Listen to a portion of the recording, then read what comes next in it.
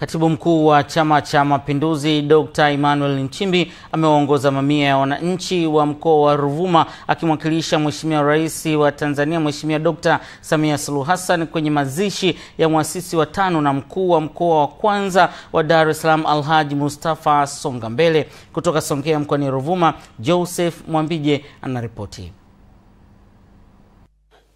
Mwili wa Alhaji Songambele umewasili mjini Songea kwa usafiri wa ndege ukitokea jijini Dar es Salaam alikofia, ambapo akizungumza kwenye msiba uliokuwepo Mahenge na kisha kuzikwa kwenye makaburi ya familia Bomba Mbili, Dr. Nchimbi anasema Chama cha Mapinduzi na serikali kwa pamoja tumepata msiba mkubwa sana kutokana na kifo cha mzee Songambele, ambaye historia inatuambia waziwazi mchango wake mkubwa katika mapambano ya uhuru wa nchi yetu.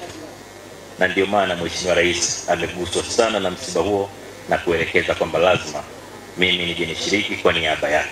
Aliyesimama kidete kwa ujasiri, hekima na moyo wa kizalendo katika kujenga Tanzania mpya. Akimzungumzia marehemu Songambele aliyefariki akiwa na miaka 100, katibu utawala wa wilaya Namtumbo Bwana Francis Mgoloka na mtoto wa marehemu Songambele Bwana Rajabu Songambele wanasema hayati Alhaji Mustafa Mohamed Songambele ni miongoni mwa watu walioshiriki kwa vitendo katika harakati za ukombozi wa Tanganyika, akiwa bega kwa bega na baba wa taifa Mwalimu Julius Kambarage Nyerere. Mzee wetu ameshatangulia mbele hapa, lakini haina maana kwamba yale mazuri ambayo alituachia basi na yenyewe matangulia mbele hapa. Hapana, yale tutazidi kuyaenzi. Akizungumza kwenye msiba huo, shehe wa mkoa wa Ruvuma Sheikh Ramadhani Mwakilima amekuwa na haya ya kusema kwa niaba ya mufti na shekhe mkuu kwamba amepokea kwa masikitiko makubwa